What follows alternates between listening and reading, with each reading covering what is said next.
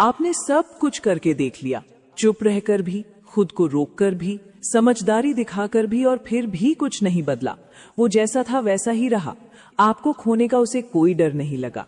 तो ये वीडियो आज आपके लिए ही है, क्योंकि जब इंसान खुद को रोककर भी हार रहे हों, तब दिक्कत खामोशी की नहीं होती, दिक्कत तरीके की होती है। इस वीडियो में हम सीधे उन बातों पर आएंगे जो तब काम आती है जब साइलेंस भी बेअसर हो जाए। कोई एक्स्ट्रा बात नहीं, कोई दिखावा नहीं, बस वो 7 कदम जो काम के हैं। पॉइंट 1, समझिए कि खामोशी हर किसी इंसान के लिए क्यों काम नहीं करती।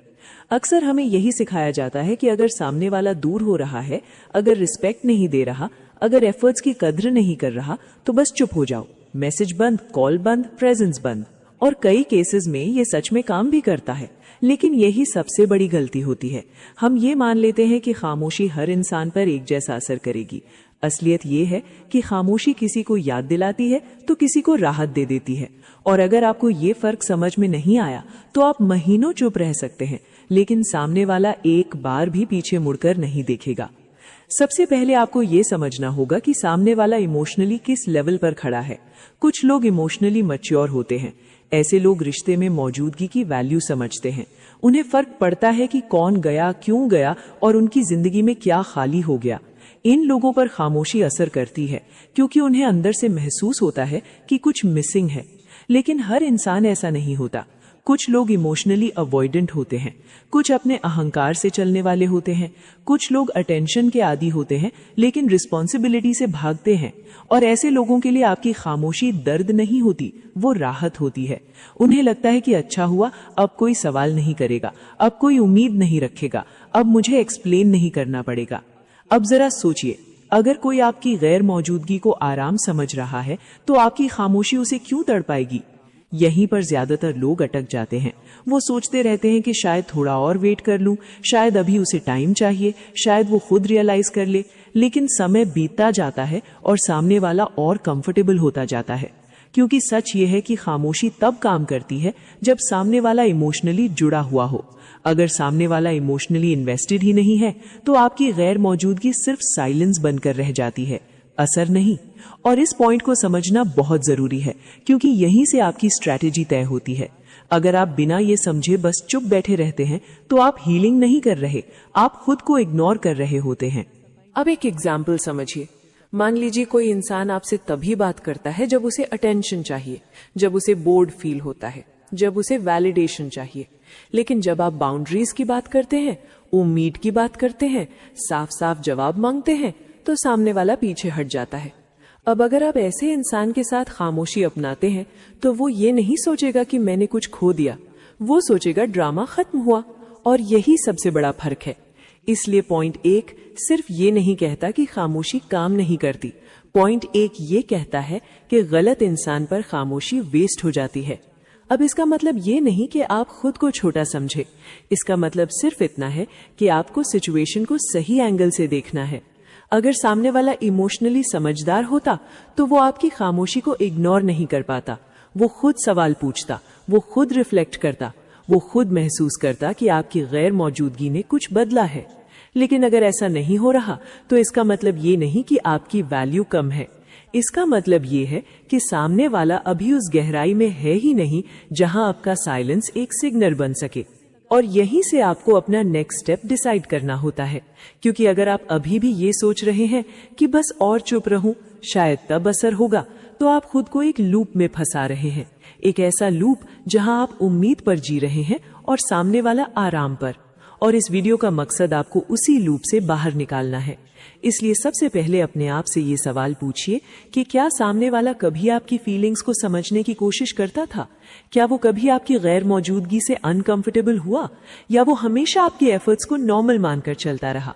अगर जवाब साफ है तो अब आपको थोड़ा बदलाव लाना पड़ेगा, क्योंकि खामोशी एक टूल है और अगर टूल गलत जगह यूज हो जाए तो वो काम करने की बजाय आपको और नुकसान पहुंचाता है। अब अगले पॉइंट्स में हम बात करेंगे कि जब खामोशी बेअसर हो जाए तो आगे क्या करना चाहिए, क्योंकि यहीं से एक्चुअल शिफ्ट शुरू होता है, जहां आप सामने वाले को बदलने की कोशिश नहीं करते बल्कि अपनी पोजीशन बदलते हैं। और वही जगह है जहां से चीजें सच में हिलने लगती हैं। पॉइंट 2, अपनी इमोशनल अवेलेबिलिटी पूरी तरह बंद कर दीजिए। ज्यादातर लोग यहाँ एक बहुत बड़ी गलती करते हैं। उन्हें लगता है कि बस मैसेज बंद कर देना ही डिस्टेंस है, बस चैट ना करना, कॉल ना उठाना और काम हो गया। लेकिन सच ये है, सिर्फ मैसेज बंद करना डिस्टेंस नहीं होता। अगर आप मैसेज नहीं कर रहे लेकिन सामने वाले की हर स्टोरी देख रहे हैं, उसके ऑनलाइन ऑफलाइन होने पर ध्यान दे रहे हैं, उसके मूड्स को समझने की कोशिश कर रहे हैं, तो आप चुप जरूर हैं लेकिन दूर नहीं। और सामने वाला ये महसूस कर लेता है, वो जान जाता है कि आप फिजिकली गायब हैं लेकिन इमोशनली अब भी अवेलेबल हैं। यहीं से सारी स्ट्रैटेजी कमजोर पड़ जाती है। इमोशनल अवेलेबिलिटी का मतलब सिर्फ बातें करना नहीं होता। इसका मतलब होता है आपका रिएक्शन, आपका इंतजार, आपकी एक्सप्लेनेशन देने की आदत और आपका खुद को एक्सेसिबल बनाए रखना। अब जरा ध्यान से समझिए, जब भी सामने वाला कुछ करता है और आपको थोड़ी जल्दी होती है कि कुछ कह दूं, कुछ क्लैरिफाई कर दूं, कुछ एक्सप्लेन कर दूं, वहीं पर आपकी अवेलेबिलिटी लीक होती है। आप साइलेंस में रहते हुए भी खुद को एक्सपोज कर देते हैं और यही वजह है कि सामने वाला रिलैक्स्ड रहता है, क्योंकि उसे ये पता होता है कि मैं चाहे जैसा बिहेव करूं, ये इंसान इमोशनली नहीं है। अब इमोशनल अवेलेबिलिटी बंद करने का मतलब सजा देना नहीं है। इसका मतलब होता है कि अब आप रिएक्शन नहीं देते, आप एक्सप्लेनेशन नहीं देते, आप इनडायरेक्टली भी सिग्नल नहीं भेजते। कोई स्टोरी डालकर ये दिखाना कि मैं ठीक हूं, कोई सॉन्ग शेयर करके हिंट देना, कोई कोड डालकर सामने वाले को फील करवाना, ये सभी अवेलेबिलिटी है। और जब तक ये चल रहा है आप एक्सेसिबल ही रहेंगे। एक्सेसिबल इंसान की वैल्यू कम नहीं होती, लेकिन उसकी गैर मौजूदगी का असर नहीं होता। अब सोचिए, अगर कोई जानता है कि आप कभी भी इमोशनली प्रेजेंट हो सकते हैं, तो उसे आपको मिस करने की जरूरत क्यों पड़ेगी? यही रीजन है कि पॉइंट 2 इतना क्रिटिकल है, क्योंकि यहाँ से पावर शिफ्ट शुरू होता है। जब आप इमोशनल अवेलेबिलिटी बंद करते हैं तो आप सामने वाले की रिएक्शन से नहीं, अपने स्टैंडर्ड से चलने लगते हैं। अब एक सिंपल सा एग्जाम्पल समझिए। मान लीजिए कोई इंसान आपसे हफ्तों बात नहीं करता, लेकिन अचानक एक कैजुअल मैसेज भेज देता है। कोई मीनिंग नहीं, कोई खास वजह नहीं। अगर आप तुरंत रिप्लाई कर देते हैं, एक्सप्लेन करने लगते हैं या इमोशनली ओपन हो जाते हैं, तो आपने खुद बता दिया कि आप अभी भी अवेलेबल हैं।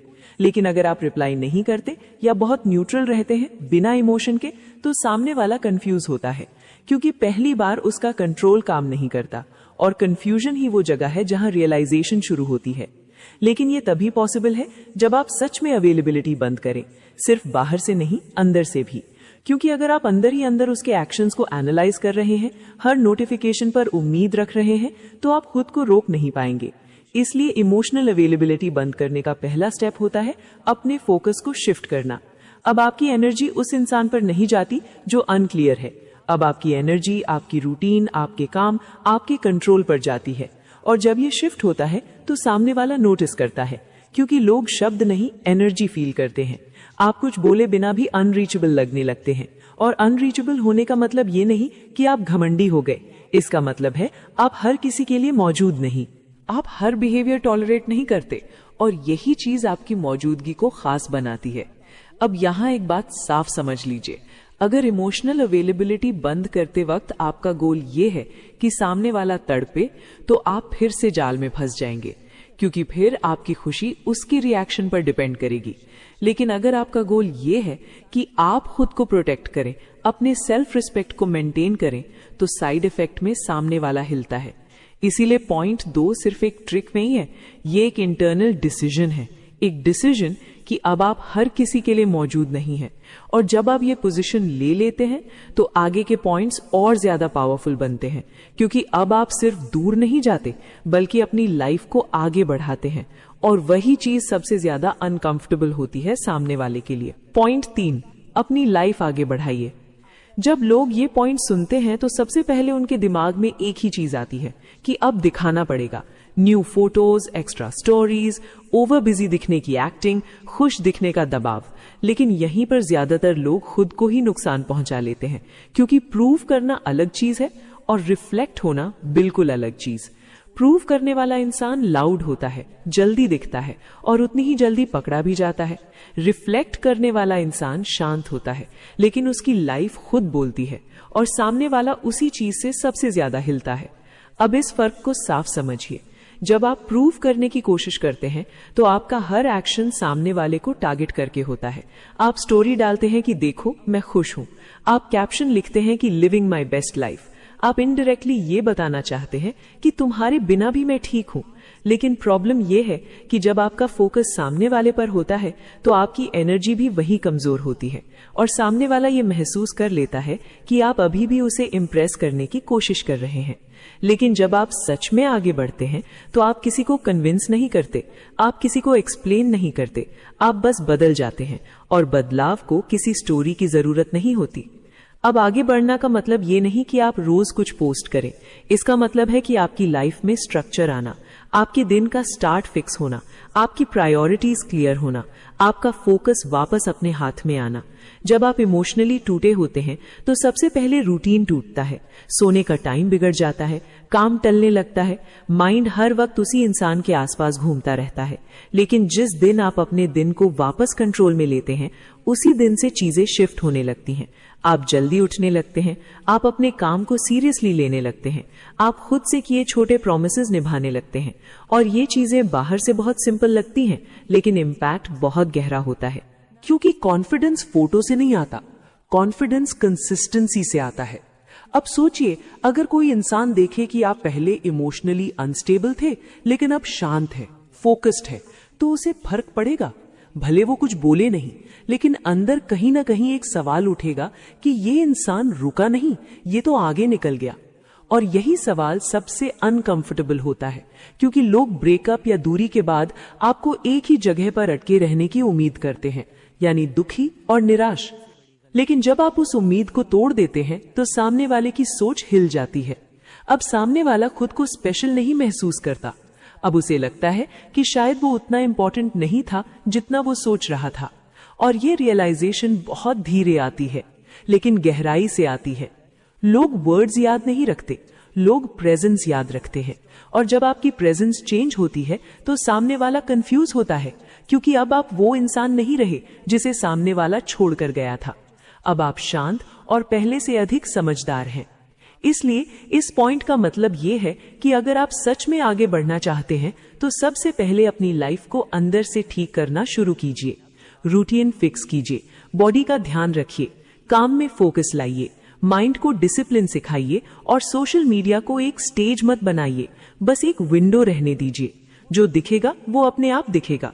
और यही वजह है कि ये पॉइंट अगले पॉइंट्स की नींव है, क्योंकि जब आप इमोशनली अनअवेलेबल हो चुके होते हैं और आपकी लाइफ आगे बढ़ रही होती है, तब सामने वाले के पास इग्नोर करने का ऑप्शन नहीं रहता। वो या तो डिनाई करेगा या फील करेगा, और फील करना हमेशा चेंज की शुरुआत होता है। अगले पॉइंट में हम बात करेंगे कि कैसे साइलेंस के बाद शांत बिहेवियर सबसे ज्यादा असर करता है। पॉइंट 4, किसी भी तरह का इमोशनल प्रेशर देना बंद कर दीजिए। ना सवाल, ना शिकायत। यहाँ पर आकर ज्यादातर लोग खुद ही अपनी सबसे मजबूत पोजीशन खराब कर देते हैं। खामोशी के बाद, इमोशनल अवेलेबिलिटी बंद करने के बाद, लाइफ आगे बढ़ाने के बाद जब सामने वाला फिर भी रिएक्ट नहीं करता तो अंदर से एक बेचैनी शुरू होती है, और उसी बेचैनी से इमोशनल प्रेशर निकलता है। प्रेशर हमेशा साफ शब्दों में नहीं आता, अक्सर वो सॉफ्ट फॉर्म्स में आता है, सवाल बनकर, शिकायत बनकर या गिल्ट की हल्की सी कोशिश बनकर। मैंने तुम्हारे लिए इतना किया, अगर तुम्हें फर्क नहीं पड़ता तो बता दो। ये सब सुनने में नॉर्मल लगता है, लेकिन साइकोलॉजिकली ये प्रेशर है। प्रेशर का एक ही असर होता है, लोग पीछे हटते हैं। कोई भी इंसान प्रेशर में कनेक्ट नहीं करता, प्रेशर में लोग सिर्फ दूर भागते हैं। अब इसे ध्यान से समझिए, जब आप सवाल पूछते हैं तो आप सामने वाले को जिम्मेदारी देने की जिम्मेदारी दे रहे होते हैं। और जब सामने वाला इमोशनली समझदार नहीं होता या अवॉइडेंट होता है तो उसे ये जिम्मेदारी भारी लगती है। वो जवाब नहीं देता, वो दूरी बढ़ा देता है। जब आप कहते हैं कि तुमने मेरे साथ गलत किया, तुमने मुझे इग्नोर किया, तुमने मुझे महत्व नहीं दिया, आप सच बोल रहे होते हैं, आप गलत नहीं होते। लेकिन सवाल ये नहीं है कि आप सही हैं या गलत, सवाल ये है कि इस मोमेंट में क्या काम करेगा। शिकायत उसे खुद के बचाव वाले हालत में डाल देती है। वो या तो बहस करेगा या खुद को सही साबित करेगा या फिर पूरी तरह दूरी बना लेगा। यहीं पर एक बहुत जरूरी बात समझिए कि अगर कोई इंसान आपके साथ रहना चाहता है तो उसे बार बार समझाने की जरूरत नहीं पड़ती, और अगर कोई इंसान आपके साथ नहीं रहना चाहता तो उसे प्रेशर देकर आप बदल नहीं सकते। प्रेशर सिर्फ एक चीज करता है, वो सामने वाले को ये महसूस कराता है कि आप अभी भी किसी सवाल का जवाब चाहते हैं। शुरुआत में अंदर से बहुत इच्छा होती है कुछ बोल देने की, कुछ एक्सप्लेन कर देने की, कुछ क्लियर कर देने की, लेकिन यही वो मोमेंट होता है जहां सेल्फ कंट्रोल बनता है। आप अगर उस इच्छा को हर बार रोक लेते हैं तो धीरे धीरे आप इमोशनली स्टेबल होने लगते हैं, और स्टेबिलिटी बहुत अट्रैक्टिव होती है। लोग शांत बिहेवियर की तरफ लौटते हैं, और अगर सामने वाला वाकई इमोशनली केपेबल है तो वो इस शांति को महसूस करेगा, और अगर नहीं है तो भी आप खुद को बचा लेंगे। और यही सबसे इंपॉर्टेंट है, क्योंकि इस जर्नी में सबसे बड़ा नुकसान खुद को खोने से होता है। पॉइंट 5, अपनी वैल्यू को शब्दों से नहीं, बाउंड्रीज से दिखाइए। ये पॉइंट इस पूरी वीडियो का सबसे टर्निंग पॉइंट है, क्योंकि यहां से आप कुछ करने की कोशिश नहीं करते। ज्यादातर लोग अपनी वैल्यू साबित करने के लिए बहुत ज्यादा बोलते हैं, वो एक्सप्लेन करते हैं, वो जस्टिफाई करते हैं, वो बताते हैं कि हम तो ऐसे इंसान हैं, मैंने इतना किया है, मेरी इंटेंशन सही है। लेकिन सच ये है कि जिस इंसान को आपकी वैल्यू समझनी होती है उसे शब्दों की जरूरत नहीं पड़ती, और जिसे नहीं समझनी होती उसे एक्सप्लेनेशंस भी कम लगते हैं। यहीं पर बाउंड्रीज की असली ताकत सामने आती है। बाउंड्री का मतलब दीवार खड़ी करना नहीं होता, बाउंड्री का मतलब होता है क्लियर रूल्स, क्लियर बिहेवियर। अब समझिए, पहले आप क्या करते थे? आप हर वक्त अवेलेबल रहते थे, रिप्लाई लेट भी आता था तो आप वेट करते थे, रिस्पेक्ट नहीं मिलती थी फिर भी आप एडजस्ट करते थे। आपने कभी ओपनली ये नहीं कहा, लेकिन आपके एक्शंस ने ये बोल दिया कि हम तुम्हें हमेशा मिल जाएंगे, और जहां इंसान हमेशा मिल जाए वहां उसकी वैल्यू कम होने लगती है। अब बाउंड्री लगाने का मतलब ये नहीं कि आप रूड बन जाए, इसका मतलब है कि अब आप खुद की रिस्पेक्ट कम करके हर मैसेज का रिप्लाई नहीं देते, हर कॉल तुरंत नहीं उठाते। आप ये नहीं बोलते कि मुझे रिस्पेक्ट चाहिए, अब आप बस वहां नहीं होते जहां रिस्पेक्ट नहीं होती, और यही सबसे स्ट्रॉन्ग मैसेज होता है। क्योंकि वर्ड सुने जा सकते हैं, इग्नोर किए जा सकते हैं, लेकिन बिहेवियर को इग्नोर करना मुश्किल होता है। अब एक एग्जाम्पल समझिए। मान लीजिए सामने वाला कभी कभी आता है, कभी गायब हो जाता है, जब मन करता है तब अटेंशन देता है। पहले आप हर बार उसी रिदम में चल पड़ते थे। अब बाउंड्री के बाद क्या बदलता है? अब अगर सामने वाला कैजुअली आता है तो आप कैजुअली रिस्पॉन्ड करते हैं, या कभी करते ही नहीं। अब आप जरूरत से ज्यादा जुड़ाव नहीं दिखाते, और यही बाउंड्री है। बाउंड्री लगाने से सामने वाले को 2 ऑप्शंस मिलते हैं, या तो वो आपके स्टैंडर्ड तक आए या वो खुद बाहर हो जाए। दोनों ही सिचुएशंस में आप क्लियर रहते हैं। अब ध्यान दीजिए, ये पावर प्ले नहीं है, ये मैनिपुलेशन नहीं है, ये सेल्फ रिस्पेक्ट है। अब आप टाइम तभी देते हैं जब सामने वाला रिस्पेक्ट दिखाए, एफर्ट दिखाए, क्लैरिटी दिखाए। पहले सामने वाला डिसाइड करता था कि कब बात होगी, कब दूरी होगी। अब वो कंट्रोल धीरे धीरे आपके बिहेवियर से इन्फ्लुएंस होने लगता है, क्योंकि लोग उस इंसान की तरफ झुकते हैं जो खुद को वैल्यू करता है। अब यहाँ एक इंपॉर्टेंट बात है, बाउंड्री लगाने का मतलब ये नहीं कि सामने वाला तुरंत बदल जाएगा। शुरुआत में वो कंफ्यूज्ड होगा, वो टेस्ट करेगा, वो दोबारा हल्के फुल्के तरीके से बात शुरू करने की कोशिश करेगा, और यहीं पर ज्यादातर लोग फेल हो जाते हैं। वो बाउंड्री तो बना लेते हैं लेकिन उसे होल्ड नहीं कर पाते। एक मैसेज आता है और वो पिघल जाते हैं, एक सॉफ्ट लाइन आती है और वो फिर पुराने पैटर्न में चले जाते हैं। लेकिन बाउंड्री तभी बाउंड्री है जब वो कंसिस्टेंट हो। अगर आप एक दिन स्ट्रिक्ट हैं और अगले दिन सेम बिहेवियर एक्सेप्ट कर लेते हैं तो सामने वाला सीख जाता है कि ये बाउंड्री फेक है। लेकिन अगर आप शांत रहते हैं और इमोशनली स्टेबल रहते हैं तो सामने वाला समझ जाता है कि कुछ बदल गया है, और यही वो मोमेंट है जहां रिस्पेक्ट पैदा होती है। क्योंकि रिस्पेक्ट डर से नहीं आती, रिस्पेक्ट क्लैरिटी से आती है। अब ये भी समझे, बाउंड्री लगाने के बाद आपका गोल ये नहीं होना चाहिए कि सामने वाला वापस आए।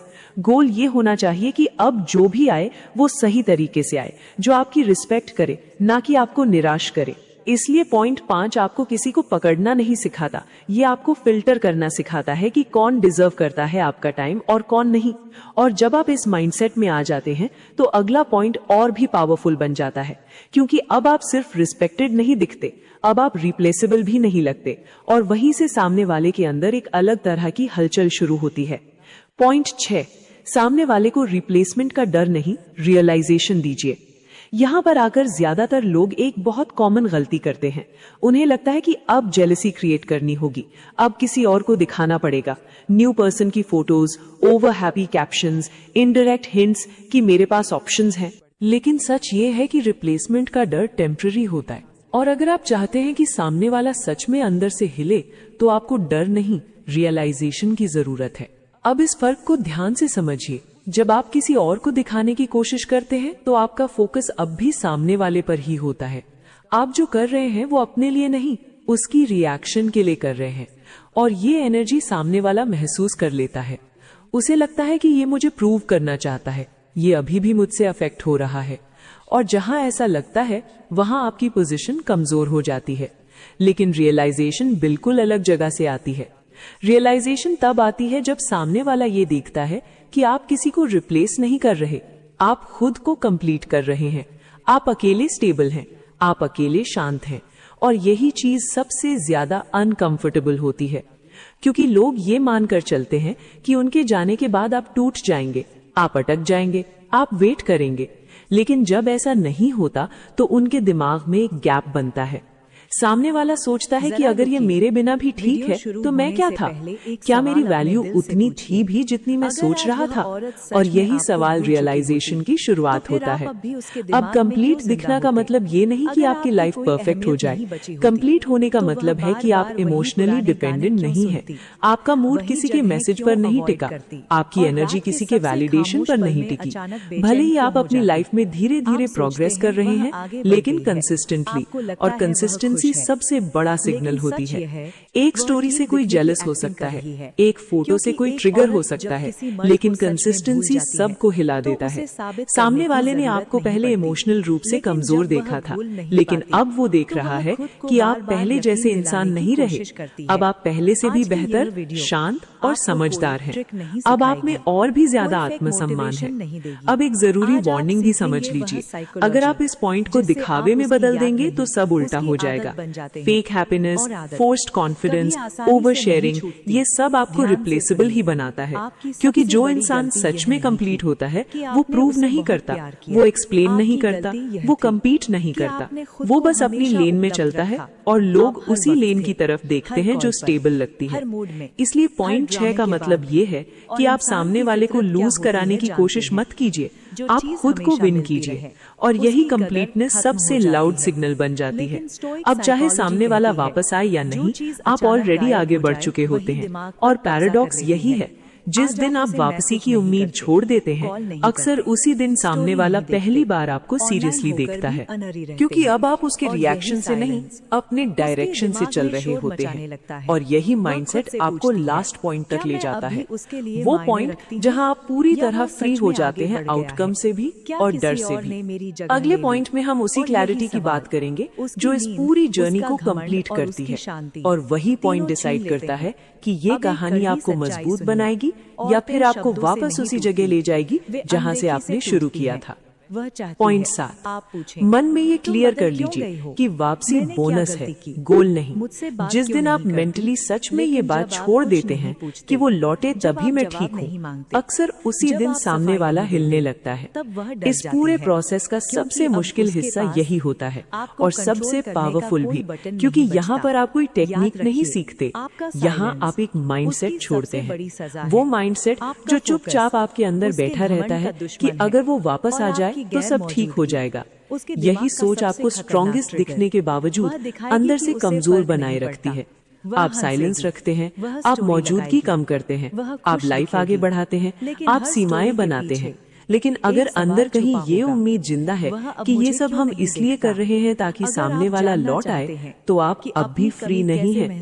आप डिसिप्लिन्ड है लेकिन इंडिपेंडेंट नहीं, और सामने वाला ये डिपेंडेंसी महसूस कर लेता है। अब इसे ध्यान से समझिए, जब आपकी खुशी किसी एक आउटकम पर टिकी होती है तो भले आप कुछ बोले नहीं, भले आप शांत दिखे, लेकिन आपकी एनर्जी वेट कर रही होती है, और वेटिंग एनर्जी सबसे पहले सामने वाले को ही दिखती है।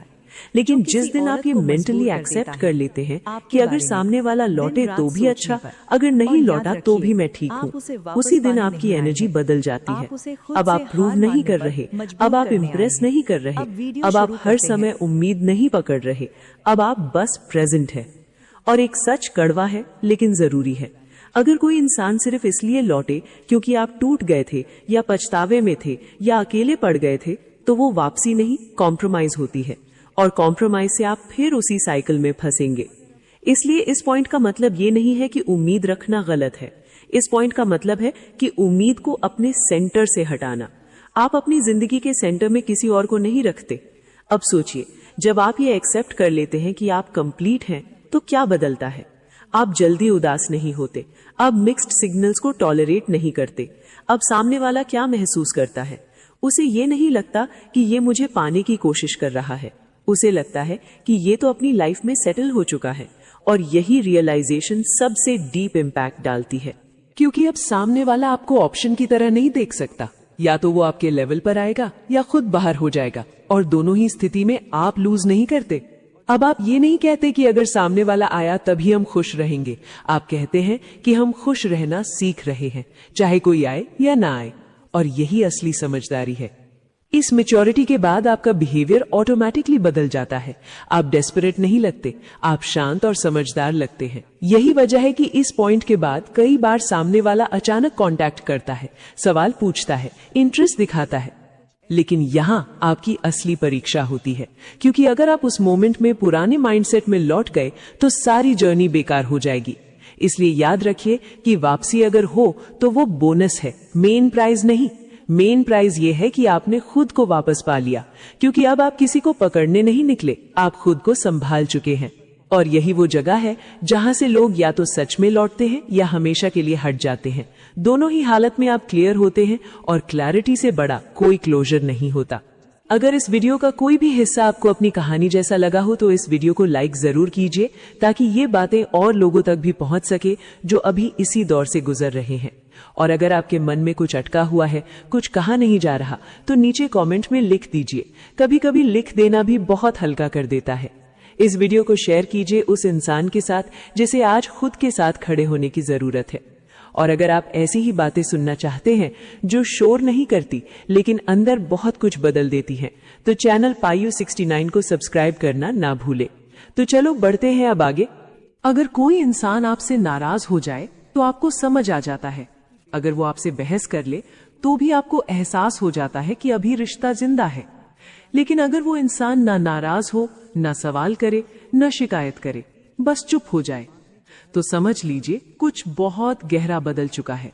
क्योंकि चुप्पी आवाज से ज्यादा बोलती है। जब आप बोलना छोड़ देते हैं तब सामने वाला पहली बार सच में सोचने लगता है। उसे समझ नहीं आता कि आप अंदर से दुखी हैं या सच में आगे बढ़ चुके हैं।